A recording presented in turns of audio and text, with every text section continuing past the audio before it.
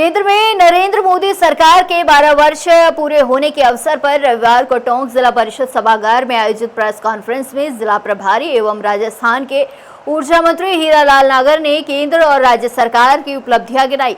हालांकि प्रेस वार्ता के दौरान टोंक जिले से जुड़े बिजली, पेयजल और रेल संपर्क जैसे स्थानीय मुद्दों पर पूछे गए सवालों के संतोषजनक जवाब नहीं मिलने से चर्चा का केंद्र बन गया। बता दें, पत्रकारों ने जब टोंक में बिजली आपूर्ति, पेयजल संकट और जिले को रेल नेटवर्क से जोड़ने जैसे लंबे समय से लंबित मुद्दों पर सवाल किए तो मंत्री ने कहा कि प्रेस कॉन्फ्रेंस प्रधानमंत्री मोदी के 12 वर्षों की उपलब्धियों को लेकर आयोजित की गई है।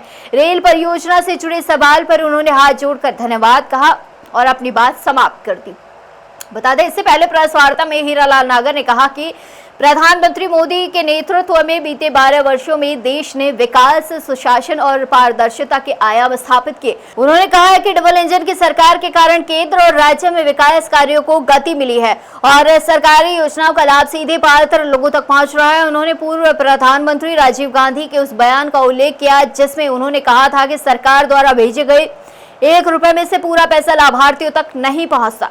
बता दें, नागर ने दावा किया है कि आज प्रत्यक्ष लाभ अंतरण डीबीटी के माध्यम से योजनाओं का पैसा सीधे लोगों के खातों में पहुंच रहा है और भ्रष्टाचार की संभावनाएं कम हुई हैं।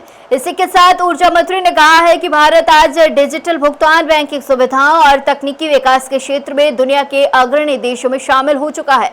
उन्होंने श्री राम जन्मभूमि मंदिर के निर्माण, धारा 317 हटाने, डिजिटल इंडिया और विभिन्न जन कल्याणकारी योजनाओं का उल्लेख करते हुए केंद्र सरकार की उपलब्धियां गिनवाई। उन्होंने कहा है कि प्रधानमंत्री आवास योजना, आयुष्मान भारत, जल जीवन मिशन, पीएम किसान सम्मान निधि, जनधन योजना और महिला सशक्तिकरण कार्यक्रमों के माध्यम से करोड़ों लोगों को लाभ मिला है। साथ ही देश में स्टार्टअप, डिजिटल लेन देन, आधारभूत ढांचे और नवीनीकरणीय ऊर्जा के क्षेत्र में भी उल्लेखनीय प्रगति हुई है। राजस्थान सरकार की उपलब्धियों का जिक्र करते हुए नागर ने कहा है कि राज्य ने पीएम कुसुम योजना, फसल बीमा योजना, योग दिवस, सहभागिता, तंबाकू नियंत्रण कार्यक्रम और पोषण पखवाड़ा जैसे कई क्षेत्रों में देश में अग्रणी स्थान हासिल किया। देखिए, आप कह रहे हो, इसमें मैं मानता हूं कि इस तरह से आंधी तूफान में भी हमारे पोल ना गिरे, इस तरह का हमारा इंफ्रास्ट्रक्चर डेवलप होना चाहिए, उस पर हम लगे हुए हैं।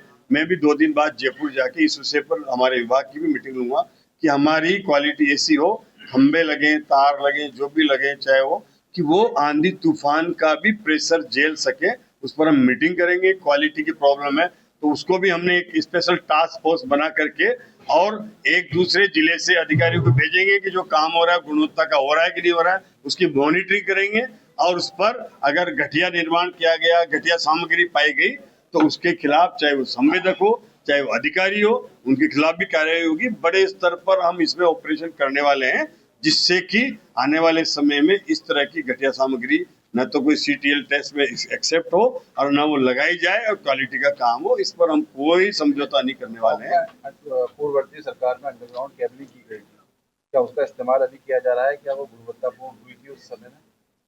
देखिए, हम सारी चीजों को टेस्ट कर रहे हैं। अब जो आप बता रहे हो कि वो हुई, उसका मुझको जानकारी नहीं है। मैं अधिकारी से जानकारी करूंगा कि क्या हर चीज की तो मुझे पता नहीं होता ना, इस स्तर पर, नीचे के स्तर। सर, बिजली निकल के लाइनमैन होते हैं, ऊंची लाइनमैन काफी हो गए, इससे दुर्घटना होती है। ये जो कॉन्फ्रेंस है ये राष्ट्रीय स्तर की मोदी जी के 12 साल की है। नमस्कार।